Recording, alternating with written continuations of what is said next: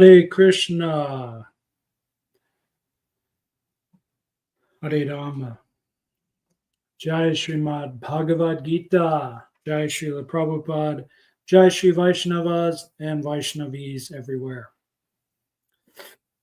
As promised, our second live stream in 1 week because I'm on vacation, and maybe I'll do do another bonus one from the hospital bed in the next few days. We'll see. It's interesting getting a leg surgery when you can walk on it no problem. But just because I can walk slowly on it doesn't mean I'm going to try to start running or dancing or anything. It's definitely a surgery that needs to happen. My holistic, traditional Korean Oriental doctor agreed. He said, yes, you need a surgery for this. And in other circumstances, he said, always avoid surgery. Don't do this modern Western medicine. That's why I love this doctor. He's just says, just eat organic, raw, mostly vegetable foods, exercise, be healthy. This is a good doctor.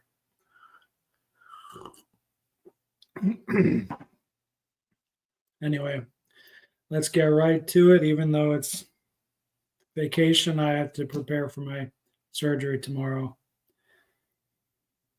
Not that much prepare to do, but I may not even finish my japa 16 rounds for today. Might have to do extra tomorrow. We'll see. Make it up eventually. The day after tomorrow, I'll be just in the bed all day, so I can easily do plenty of japa then. But I'm going to try and finish everything today. Please join me in honoring our dear friend, Mr. Srimad Bhagavad Gita. This one authored by Srila Bhaktivedanta Swami Prabhupada. And I believe the original author is Vyasadeva. Jai Shri Vyasadeva Ji. Not sure the best way to say that one.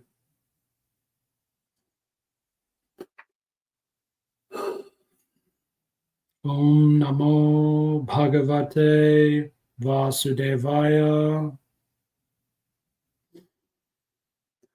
Om Jnanatimirandasya Gyananjana Shalakaya Chakshur Unmilitam Yena Tasmai Shri Gurave Namaha. Let us begin with the literal translation of these 3 verses. These are pretty simple ones. Here we go. At eon's end, Kaunteya, all beings go to my nature, and again, at eon's start, I release them. Utilizing my own nature again and again, I release this entire host of beings who are powerless in nature's power. And these actions do not bind me. Sitting as one, sitting apart, Dhananjaya, detached from these actions. This is a good example of when the literal translation doesn't quite hit. And I don't mean any disrespect, of course, to my Diksha Guru, H.D. Goswami, or to the Sanskrit language. It's just, when you're a modern English speaker, accustomed to how our language works with our meter and rhythm and wordiness and grammar and all these things, literal translation of Vedic Sanskrit is just, a lot of times it's unintelligible, or it's so dense that it's actually, once again, unintelligible. So probably won't be mentioning more about the literal translation for this stream. It's a lot different from Prabhupada's translation, which is good. We can go back and forth. But in this case, I really need it to be in understandable English to really work with these 3 verses here, which Prabhupada has done a great job with, as always.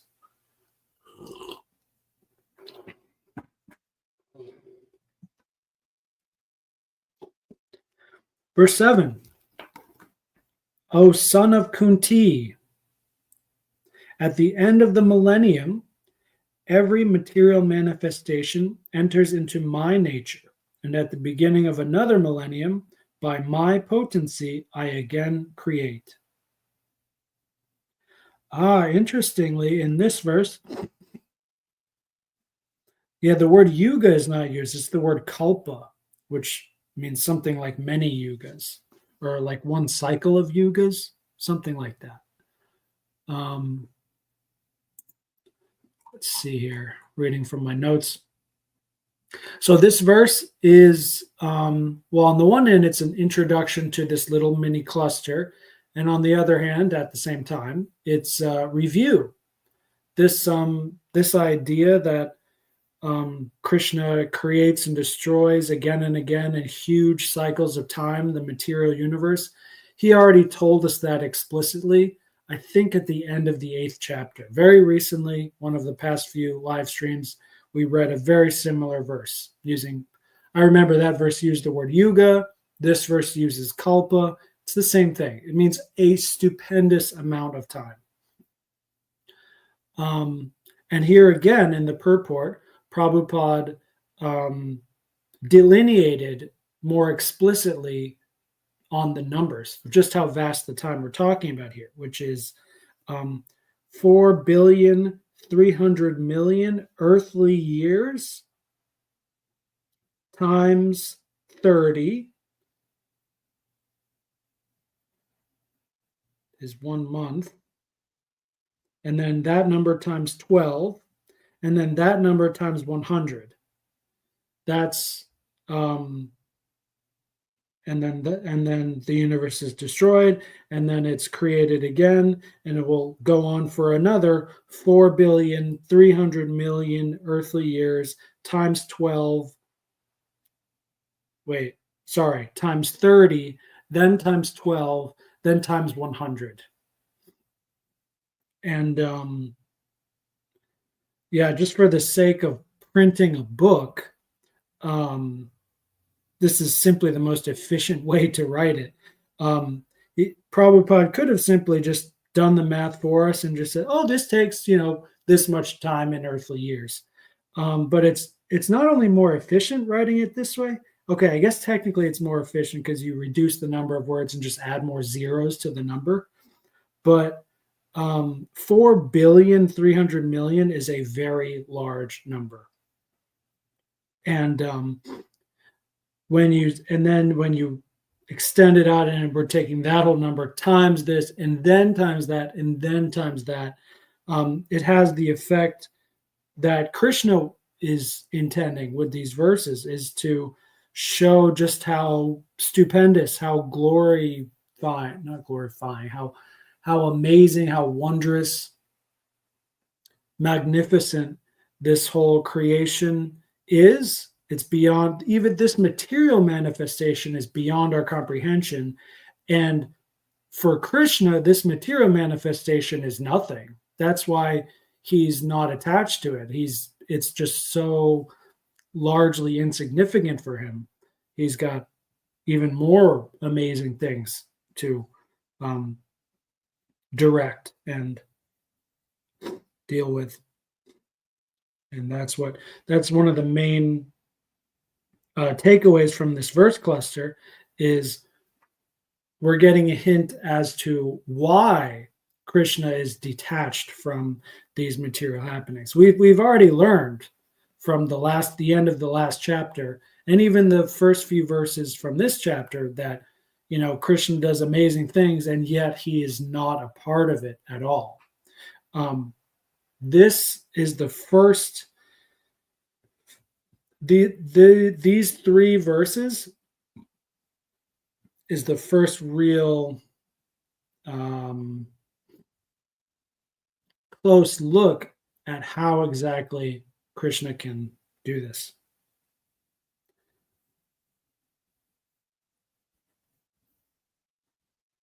In the purport, Prabhupada mentions a Vedic aphorism.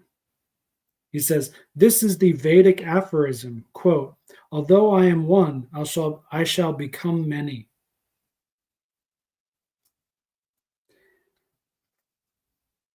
curious what aphorism means. I'm guessing it's probably not a direct quote, because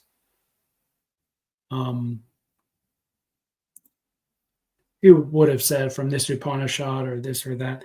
But yeah, I think what aphorism means basically is, it's the general truth. So it's true across so many different Vedic texts. It's better to just, as Prabhupada did, just quote it in kind of plain English and then say, this is just what we know to be true.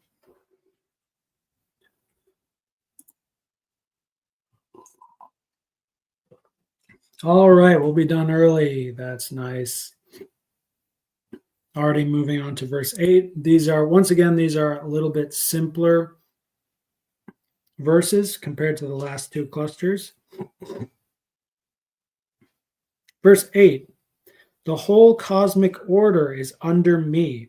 By my will, it is manifested again and again, and by my will, it is annihilated at the end. So the previous verse was all about creation and annihilation, and this is going on again and again by Krishna's potency. That's the exact word Prabhupada uses in verse 7. Krishna says, by my potency that these things happen. But in this verse, Krishna says it's my will. Now he's claiming a bit more, he's being a bit more magnanimous, basically. He's claiming a bit more, he's just claiming more, that it's more about him, what's happening.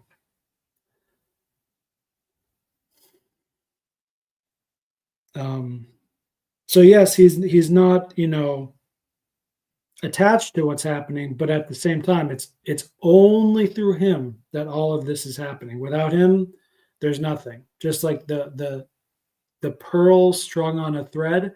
If you take away the thread, the pearls just fall down and roll away separately into nothingness. It's not the best example in this case because the pearls will still be, quote, alive. The pearls will still exist, but they just won't be on a necklace. But in this case, when we're talking about the cosmic universe, if you take away Krishna from that, it really will just like cease to exist. Like it's unimaginable what could happen. We're not going to go there. In the last paragraph of the purport, these are pretty short purports as well. Prabhupada mentions that all different species of life are created immediately along with the universe, and it is not that they are evolved. This is Vedanta, and I accept it.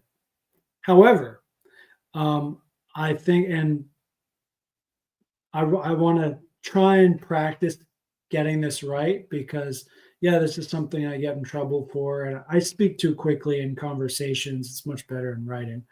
But so there's a kind of evolution that is false. And that's what Prabhupada's talking about here.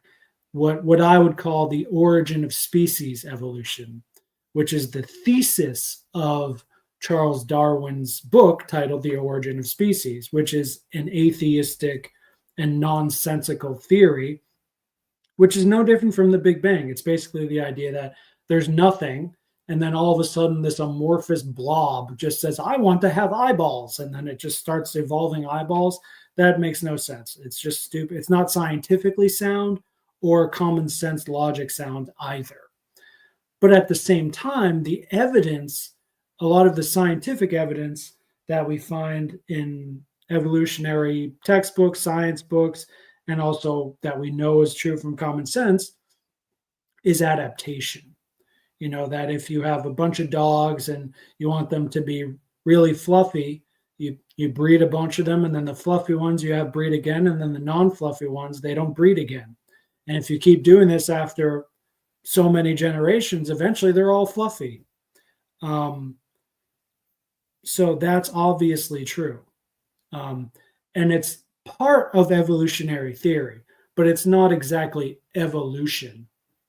The dog is not actually evolving. It's still the same, essentially the same dog that has been designed by God, with the same dharma, but through adaptation and manipulation and stewarding of the human being, the dog can have certain traits more than others. The dog can adapt, and humans as well, and plants and insects and so on.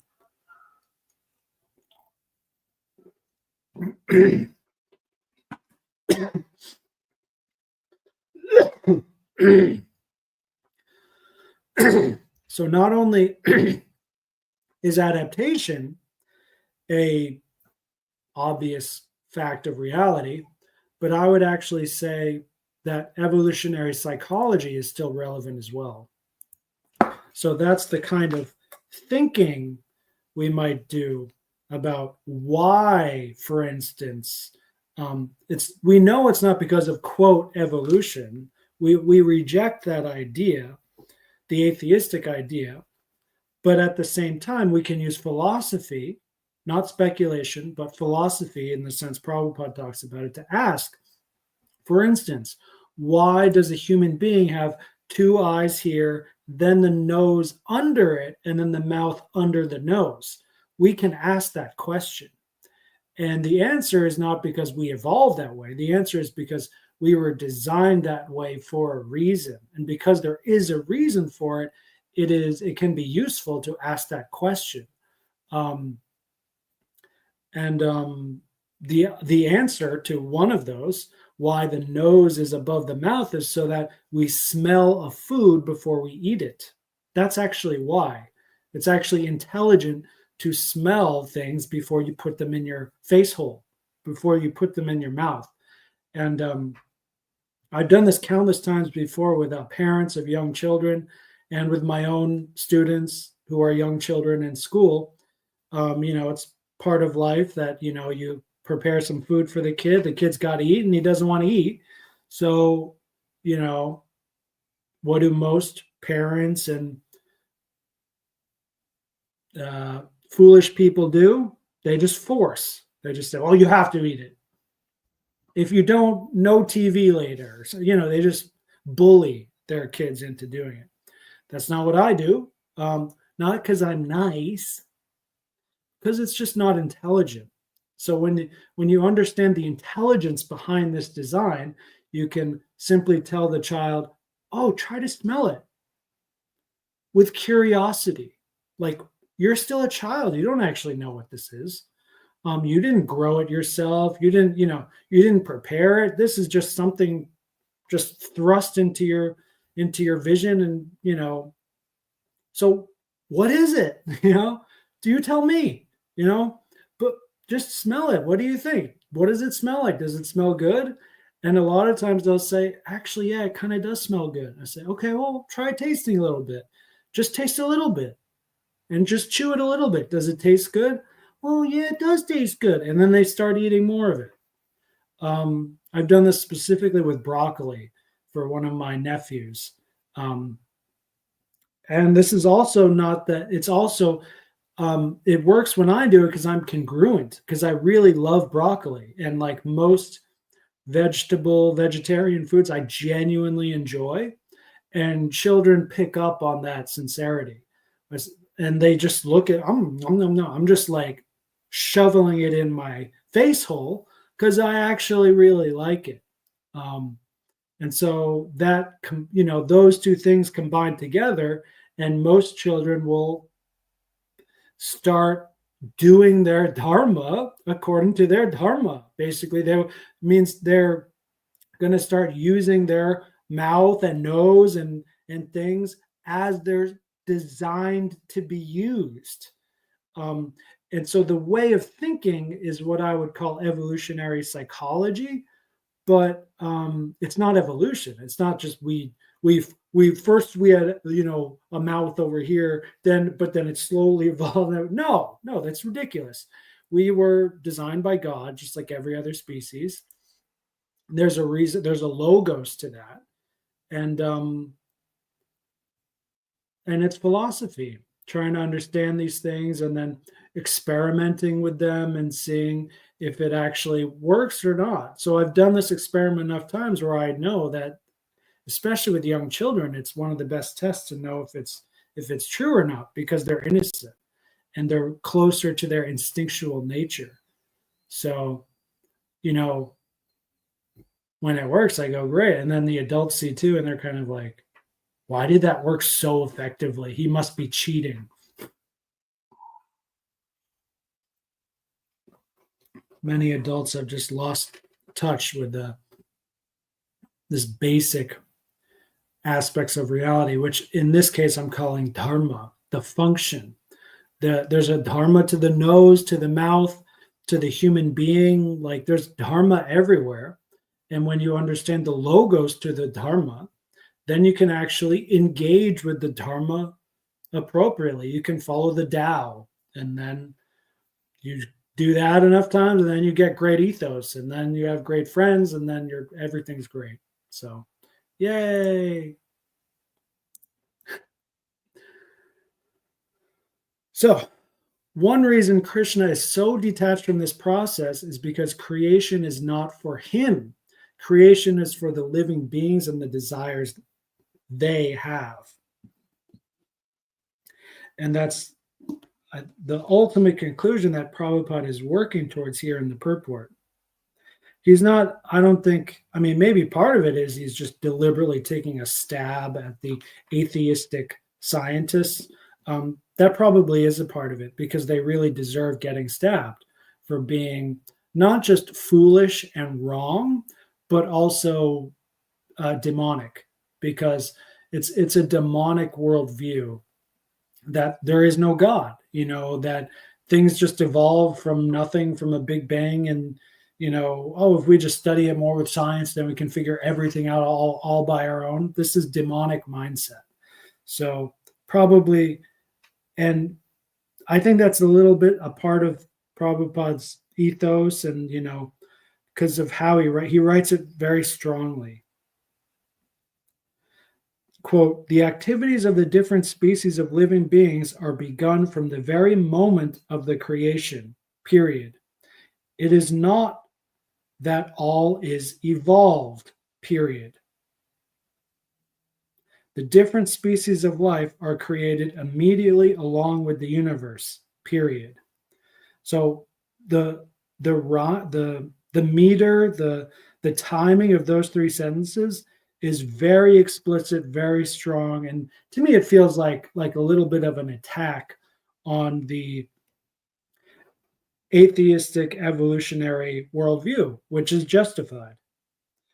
And Prabhupada he didn't have to use the word evolve, but he knows people talk about evolution, the theory of evolution. It's in the zeitgeist, and it's wrong. So he's attacking it head on, which is exactly what he's been trained to do by his Acharya, Guru Maharaj, Srila Bhaktisiddhanta Swami, and Prabhupada is being a good disciple and an Acharya himself here.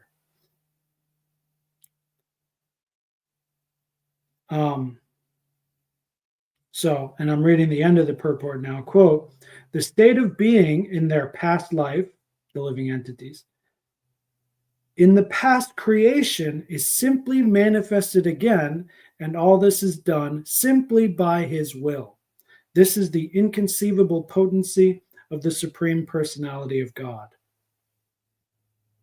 And I wonder if that's a typo, if it was supposed to be Godhead. Anyway, much the same thing to me. And after creating different species of life, he has no connection with them. The creation takes place to accommodate the inclinations of the various living entities, and so the Lord does not become involved with it. Material creation is for material things, and Krishna is not material. Krishna is the most pure spirit there is. So of course he's not going to be connected with it or involved. That's a better word, involved. All right, on to verse 9.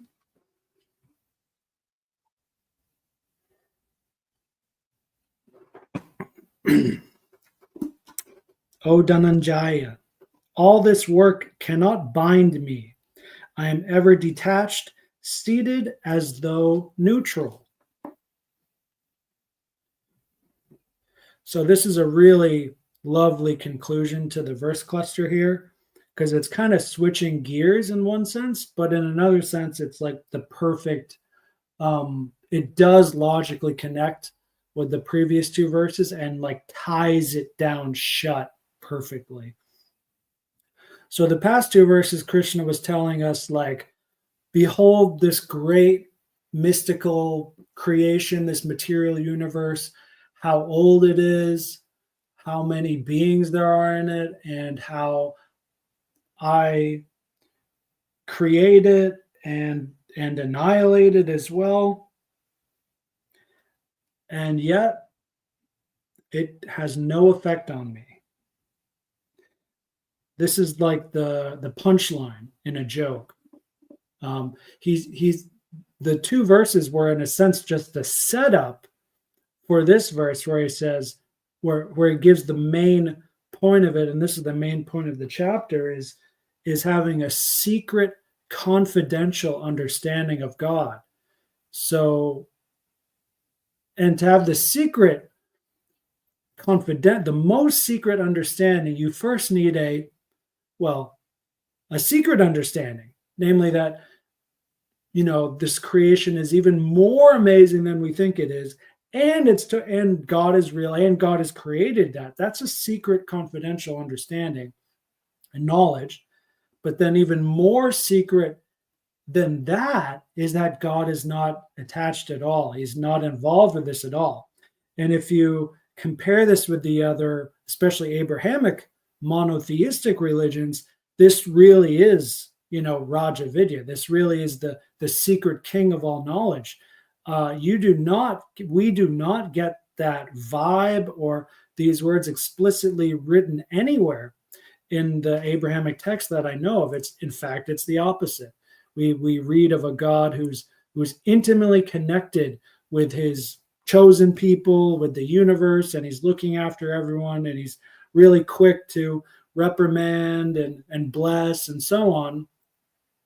But here Krishna says, and throughout the Gita, he says, look, if you're my devotee, if you're my friend, if you're like this guy Arjuna here, I'll take care of you, But if you're anyone else, everyone else, if you're not mad bhakta, if you're not my bhakta, doesn't mean you're nothing, but it means, he's just not involved. He's not personally involved with the vast majority of this material creation.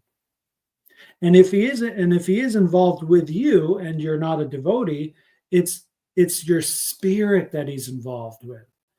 And you're probably unconscious of that.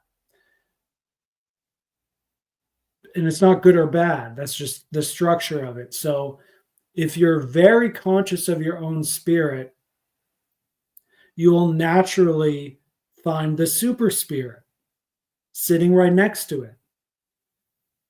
And then you'll start to become a devotee and a pure devotee and so on. But, if you're not conscious of your spirit, if you're very materialistically or atheistically minded, you have no conception of God, and it's reciprocal. God has very little or no conception of you at all. Into you, in this case, being your ego, your mind, your material ego. These things are material. God has no interest in these things. But your soul is always part of Krishna, whether we like it or not.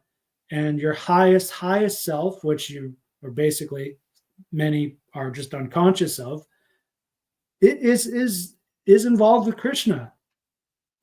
But as long as the material senses are, unaware of Atma, of Brahman, of Krishna, then how can we even expect Krishna to be, directly controlling this and that?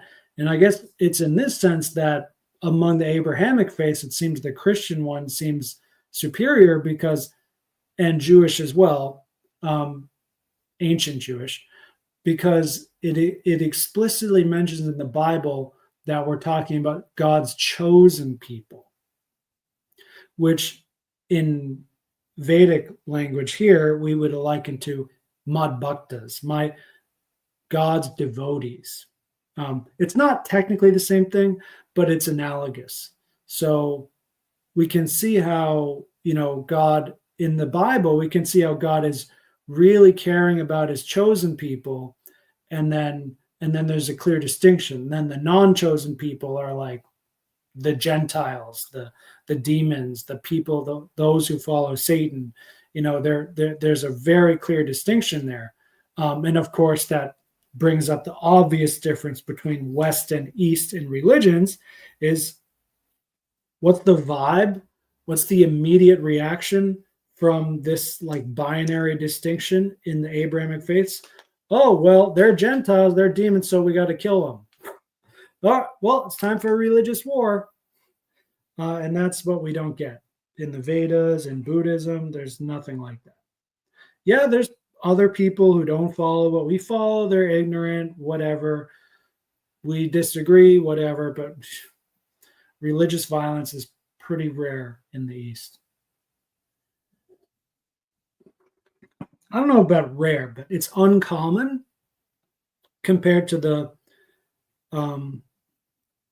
violence, which I would say is actually quite common in West. Abrahamic faiths, it's common. More than 51% of the time. Sometimes it's subtle violence, sometimes it's physical violence, but there is a lot of religious violence. It's in our DNA, and that's one reason I don't like Western ISKCON, because it's full of Western people who treat ISKCON like it's a Hindu church or something. It's not. I mean, it is now because that's how they've decided to run it and do it, because they have no other perception, way of doing something else. They have no experience living in the East. They have just no, so they're just naturally going to do it according to their own nature. What can we do?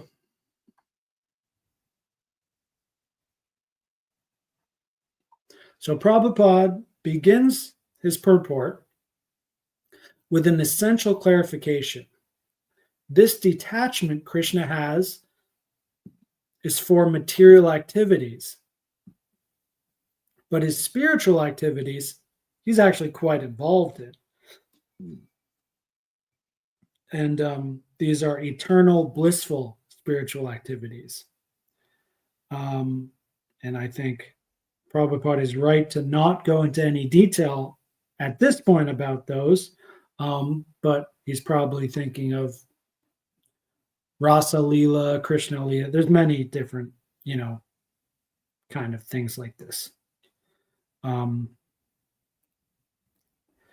once again, material activities are being carried on by his different potencies. So it's still true that Krishna's potencies are what's directing, controlling everything, but just because it's a potency doesn't mean it's not totally from Krishna. It is still Krishna's energy, but Krishna's focus is going to be on his what he wants to do, his blissful activities, his devotees, his pure devotees. That's what it seems and whatever's happening in Krishna Loka at the time, that's where he is. That's where his consciousness is. His focus is.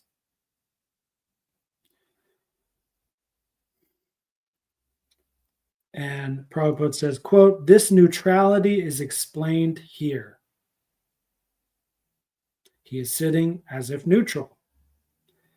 The example can be given of a high court judge sitting on his bench," unquote. So this analogy is much like the king in the kingdom example, although this one is perhaps a bit more apropos in this context, because the high court judge is directly determining the fates of so many people. Bang, you're sentenced to death. Bang, you win the lawsuit. You get $10 million. Bang, case dismissed. Bang, he's the final arbiter of fate in so many people's lives, but they're not his lives. And not only is he detached naturally because it's not his life that is being affected by the decisions, but it's part of his training as a high court judge to be logical, rational, and detached. And so Krishna is much the same way. Krishna is neutral in much the same way.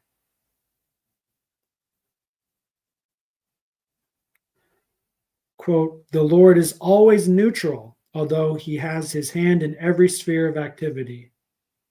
In the Vedanta Sutra, it is stated that he is not situated in the dualities of this material world. He is transcendental to these dualities, unquote. And that, for me, harkens back to the original first 3 chapters of the Gita, where Krishna talks about Dvandva Moha, the illusion of duality. And he tells Arjuna and us, this is the main thing, at least in the beginning, that you want to start fighting against. And because, that's how Krishna can do it as well. Once again, this is a spirit science, and a science is based on structure. So there's a psychological structure and there's a spiritual structure to reality. And if you're caught in the illusion of duality, guess what? Of material duality, guess what? You don't get to be liberated. You don't get to be enlightened. You only get some temporary times of peace and bliss. That's it. That's just structurally how it works. So stage 1 is transcending those dualities by just doing your duty, and honor, dishonor, heat and cold, happiness and distress.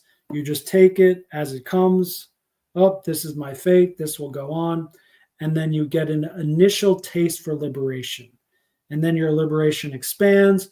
And eventually you start to, and after that, you can begin life, proper spiritual life as a devotee. And then after long doing that, you can eventually become a pure devotee.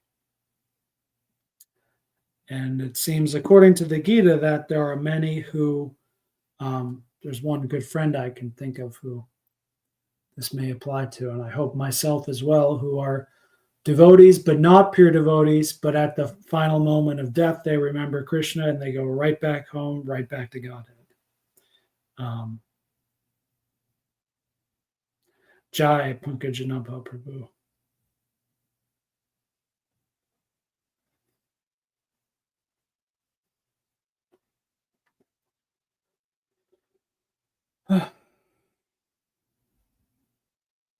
Quote, the living entities take their different forms in the various species of life according to their past deeds, and the Lord doesn't interfere with them.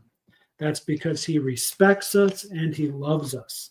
And it is our desire. We actually have free will, and it is actually our desire that is being fulfilled, and he's simply letting it be fulfilled. That's it. Next time we'll start on verse 10. Hare Krishna. Jai Shri Krishna. Jai Shri Rama. Jai Srila Bhaktivedanta Swami Srila Prabhupada. I said Srila 2 times there.